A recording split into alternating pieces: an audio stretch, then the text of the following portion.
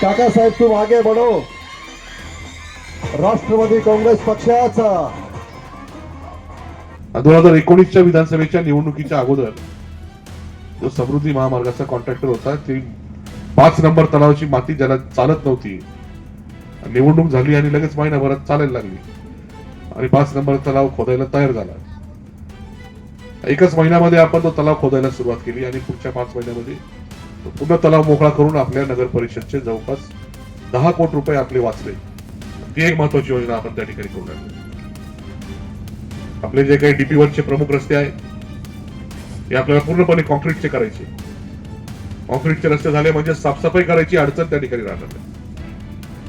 आणि अशा पद्धतीने शहर आपण आपल्या शहराला पुढे नेण्यासाठी, विकसित करण्यासाठी या सर्व योजना आपण मंजूर करून आणलेल्या आहेत. आता विरोधकांचं हे कामच आहे की लोकशाही त्यांना मान्यच नाही, जनतेच्या दरबारात जायची त्यांना तयारीच नाही आणि आम्ही जनतेच्या दरबारात जाण्याकरता कधीही तयार आहोत. कारण आम्हाला कोपरावचा विकास आम्ही काय केला ते सांगायचं आहे. विरोधकांकडे विकासाच्या मुद्द्यावर बोलण्यासारखं काहीही नाही. त्यांनी जो विकास केलेला आहे त्या विकासाच्या ऐवजी कोपराव भकास करण्याचं काम त्यांनी केलेलं आहे. मी परवा वाचलं एका वर्तमानपत्रात की विरोधक म्हणतायत विकासाच्या मुद्द्यावर आमच्याकडं आंबेडकर पुतळ्यावर येऊन चर्चा करा. अरे भाषणबाजी तुम्ही पटायत आहेत हो. तुम्हाला विकासाच्या मुद्द्यावर जर चर्चा करायची असेल, हा खोटं बोलण्यात पटायते आणि भाषण करण्यात सुद्धा, तुम्हाला जर आमच्यावर चर्चाच करायची असेल तर कोपरावची पोलीस स्टेशनची इमारत बघा, कोपरावच्या न्यायालयाची इमारत बघायला तुम्ही आमच्यावर या, ITI कॉलेजची इमारत बघायला या, जी तुम्ही बंद पाडली होती. अशोक दादांनी जी इमारत सुरू केली तिचं काम तुमच्या काळामध्ये तुम्ही करू शकले नाही तर त्याचं श्रेय विरोधकांना मिळत. आशुतोष दादांनी त्या ITI कॉलेजच्या इमारतीचं सुद्धा काम पूर्ण केलेलं आहे. ग्रामीण रुग्णालय, एखाद्या तालुक्याच्या ठिकाणी एवढं चांगलं ग्रामीण रुग्णालय असू शकतं ते कल्पना सुद्धा आपण करू शकत नाही. ते बघायला तुम्ही आमच्या समोर या. प्रत्येक प्रभागामध्ये रस्ते किती दर्जेदार झालेले आहेत ते बघायला तुम्ही आमच्यावर या. समितीची इमारत आशुतोष दादांनी बांधली, किती भव्य आणि चांगल्या प्रकारची इमारत बांधली हे बघायला तुम्ही आमच्याबरोबर या. या प्रभागातले रस्ते बघायला तुम्ही या. तहसील कार्यालय कसं बांधलं आशुतोष दादांनी ते बघायला तुम्ही या. मुस्लिम समाजाकरता 1 कोटी रुपयाचा निधी आशुतोष दादांनी जो दिलेला आहे त्याच्यातून उभे झालेले कामं बघायला तुम्ही या. नाही तर आम्ही तुम्हाला नेतो. तुम्ही कोपरावचा भकास कसं केलं, चला आमच्यावर स्विमिंग पूल बघायला, तिथं आता गाढवं लोळतायत. चला आमच्यावर एसटी स्टँड बघायला, जे एसटी स्टँड उलटे तर बांधलंय पण ज्या एसटी स्टँडच्या इमारतीमध्ये कोपरावच्या सगळ्या विस्थापितांचा प्रश्न सुटू शकला असता ते चुकीचं बांधलेले एसटी स्टँड बघायला आमच्यावर चला. तुम्हाला चुकीचं काम जर बघायचं असेल, जे तालुका क्रीडा संकुल आहे ते तुम्ही संजीवनीला पळवलं ते बघायला आमच्यावर चला. आणि माझी त्यांना एक विनंती आहे की निवडणूक विकासाच्या मुद्द्यावर लढा हो. मी त्यांना आवाहन करतो समोरच्या उमेदवारांना, त्यांनी त्यांचं एक काम सांगावं. समोरच्या उमेदवारांनी माझ्यावर टीका करण्याच्या ऐवजी त्यांनी काय कामं केले कोपरावमध्ये. तुम्ही तुमच्या मालकाची वर्गणी वाटून आरत्या करायला गेले, हे काही काम नाही तुमचं.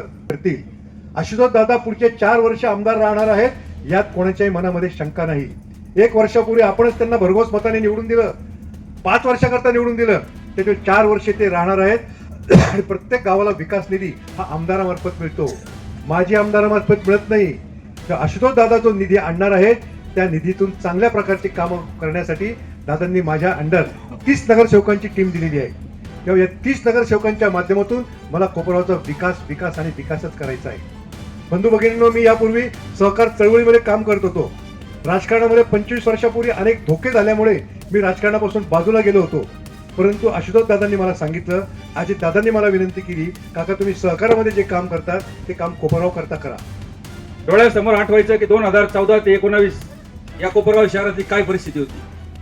2019 नंतर या कोपरगाव शहराची काय परिस्थिती झाली.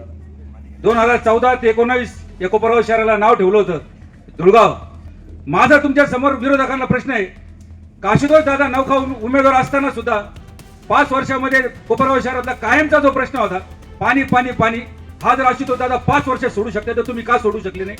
कोपरगाव शहरातील रस्त्याला तुम्ही रस्ते बनवू शकले नाही, आशुतोष दादांनी बनवले ते तुम्ही का करू शकले नाही. का 20-25 समाजाला तुम्ही समाज मंदिर देऊ शकले नाही. का बरोबर पोलीस लोकांना तुम्ही वसाहत निर्माण करू शकले नाही. का तुम्ही उपजिल्हा रुग्णालय करू शकले नाही. आशुतोष दादांनी जे विजन ठेवलं ते तुम्ही का ठेवू शकले नाही. या सगळ्या गोष्टीचा विचार तुम्ही सगळ्यांनी एक करायचा आहे. आपल्याला निवडणूक ही विकासाच्या मुद्द्यावर जायचंय. आपल्याला कोणाचे हेवेदावे करायचे. आम्ही निवडणुकीच्या पद्धतीत आशुतोष दादा कोपरगाव शहरामध्ये काय काम करणार हे तुम्हाला आम्ही सांगतोय. आशुतोष दादा रोज तुम्हाला पाणी देणार हे तुम्हाला सांगतोय. विरोधकांचं वेगळंच चाललंय. काका असे हे तसे.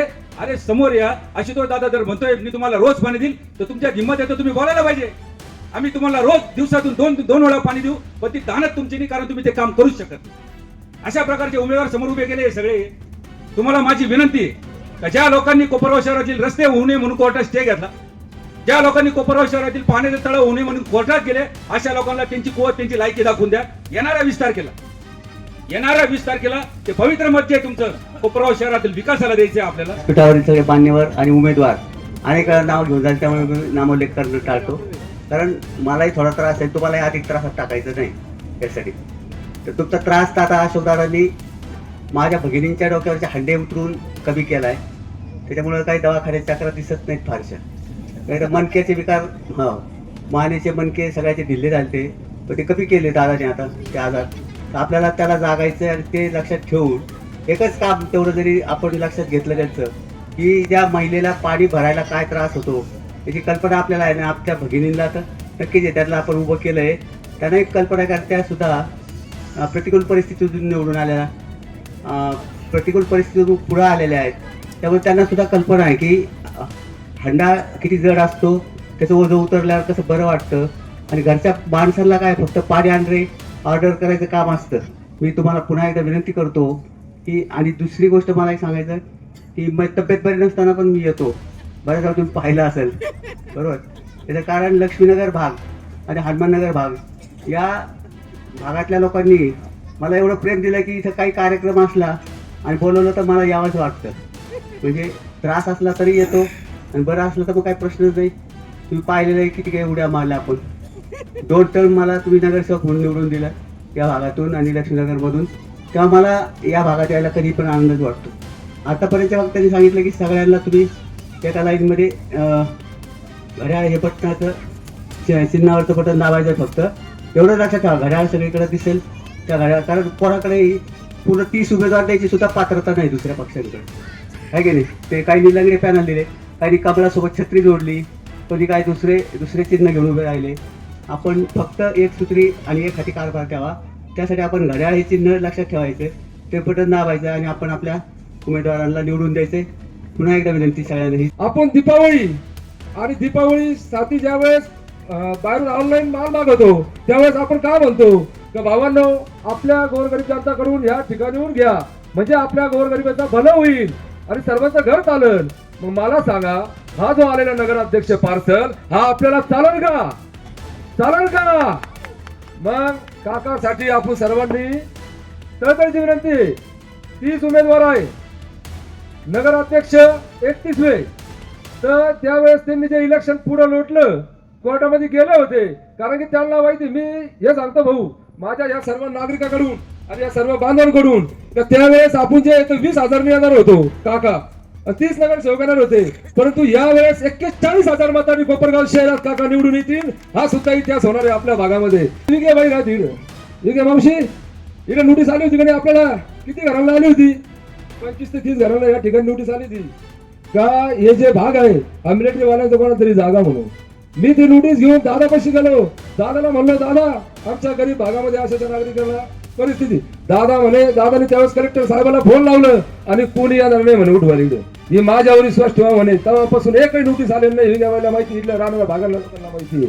कारण की काम करायचं तर चांगलं करायचं. त्यानंतर मी नगरपालिकेवर हे सुंदर काम करण्याची जी इच्छाशक्ती लागते, ते नगरसेवक जेवढे होते ते आहे दादाच्या मार्गदर्शनाखाली काम करणारे.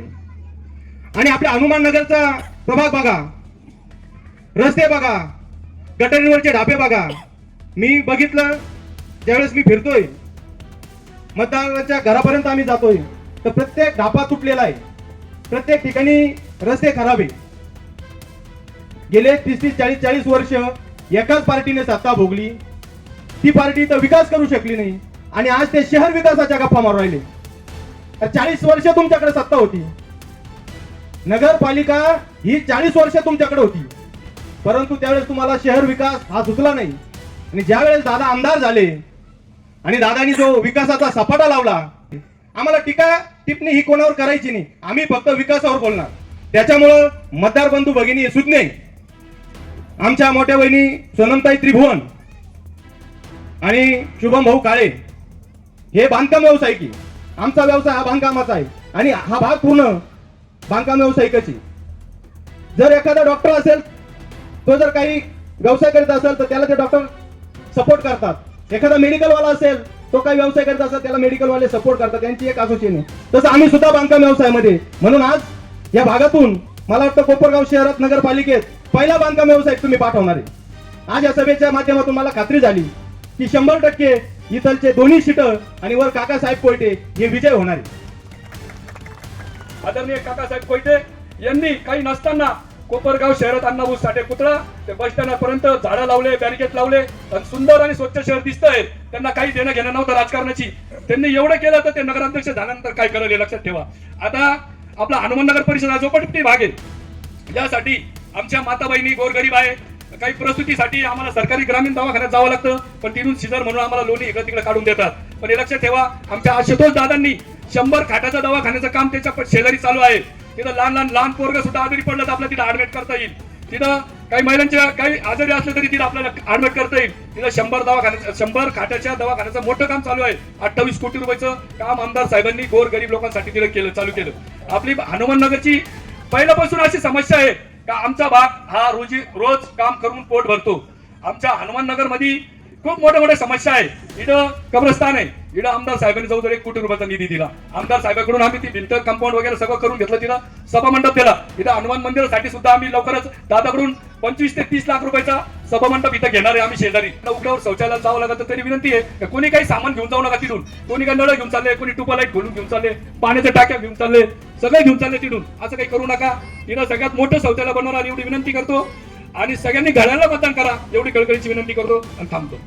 तो ताई, सगळ्याला माझी एक विनंती आहे, नगरसेवक असा द्या का त्यांनी 5 वर्ष आपल्याकडे आला पाहिजे आणि कामं केले पाहिजे. नाही तर मग काय आपण एक चूक करतो, सगळा मोठा त्रास होतो. म्हणून तुम्हाला सांगतो, सगळ्यांनी यात हे माणसं चांगले आहे, आमच्या बरोबर ते काम करतील. आम्ही त्यावर उभे, आम्ही भरपूर काही कामं केले, आमचे थोडेफार कामं राहिले असेल ते होणार आहे. म्हणून तुम्हाला एकच माझी विनंती आहे, आपल्याकडे पाणी असेल, गटर असेल, सगळ्या गोष्टी असेल. दादांनी आपल्या कोपरगाव शहरासाठी एवढं योगदान केलंय. आपल्या गोरबनगरमध्ये 2 मोठ्या टाक्या बांधल्या. आपल्याकडे अशी परिस्थिती होती का मोटर लावलं तरी पाणी येत नव्हतं, पण आज गल्ली बोळात बिगर मोटरीचं 3ऱ्या मजल्यावर पाणी जातं. हात बळकट करण्यासाठी काका आणि आपले 30 ते 30 नगरसेवक घड्याळ ह्या बटनावरच दाबायचं आणि प्रचंड मताने विजय करायचं. काही फरक पडणार नाही. हे लोक येतील, सांगतील, हे काही करणार नाही, ते पाहायला येणार नाही. त्यांची सत्ताच नाहीये, त्यांचा आमदार नाही, त्यांचं कुठलं काही कशावर ते मतं मागणार, कशावर येणार, काय विकास करणार. म्हणून आपल्याकडे 4 वर्ष अजून आपल्याकडे बाकी आहे. आपल्याकडे आमदार साहेब आहे. म्हणून नगरपालिका आपल्याला 105चा हा जो विकास करायचा असेल तर आपल्याला नगरपालिका ही दादाच्या ताब्यात आणि काकाच्या ताब्यातच दिली पाहिजे. म्हणून तुम्हाला सांगतो, आपल्या माऊली मंगल कार्यासाठी दादाने 1 कोटी रुपये मंजूर केले. पण ते गोरगरिबाचं लग्न होईल, साखरपुडा होईल, काही गोष्टी होईल. म्हणून अशा भरपूर गोष्टी आहे. कब्रस्तानसाठी दादाने पैसे दिले. भरपूर आपल्याला असे काही काम आहे. म्हणून तुम्हाला सांगतो, आपल्या 105 साठी हे माणसं चांगले, तुम्ही गरीब घरातले कधी निमेरात्री बोलावा येतील. आणि आपला 105 हा भाग आहे, सगळा झोपडपट्टी भाग आहे. आपल्याला दादाकडे एक मागणी करायची नगरपालिका मार्फत, आपल्या प्रत्येक गरीबाला एक झोपडपट्टी भागात प्रत्येक गरीबाला हक्काचं घर मिळालं पाहिजे. सगळे आपल्याकडे पत्रेवाले, कोणी झोपडी, सगळे एकत्र राहतं. तर ग्रामीण भागामध्ये प्रत्येकाला घरकुल येतं. प्रत्येक घरकुला 2-2 लाख रुपये शासन देतं. तसं आपल्याला ही जागा आम्हाला काही तुमची करून उतारा मिळवून द्यावा आणि घरकुलासाठी आम्हाला जे शासनाकडून 2-2 लाख रुपये मिळतील अशी आपण दादाला आणि काकाला विनंती करू. म्हणून तुम्हाला माझं एक सांगणं आहे की येत्या 20 तारखेला फक्त घड्याळ पाहिजे, बाकी काही पाहिजे नाही. त्यांचं ऐकायचंच नाही, विषय सोडून द्यायचा नाही. ते काही सांगतील, फक्त घड्याळ आणि घड्याळच मतदान करा. एवढं बोलतो, माझे भाषण संपवतो. आपल्या भागामध्ये जे उमेदवार उभे आहेत, शुभमजी काळे, सोनमताई त्रिभुवन, उपनगराध्यक्ष पदाकरता उभे असलेले काकाजी कोयटे, त्यांचे सुपुत्र संदीप भाऊ कोयटे. आज ही जी कॉर्नर सभा आपण घेत आहे, त्या कॉर्नर सभेचं आपल्याला फक्त एवढं सांगू इच्छितो मी, आपल्या भागामध्ये छोटे छोटे जे काम आहे हे काम आपण पहिले नगरसेवकाला सांगतो. नगरसेवकाला सांगितल्यानंतर पुढचे कामं आपले होत असतात. तर त्याकरता तुम्हाला एकदम सुशिक्षित उमेदवार निवडून द्यायचा जर असेल तर राष्ट्रवादी काँग्रेस पार्टीचे जे उमेदवार दिलेले आहे या भागामध्ये तुम्ही तेच निवडून द्या.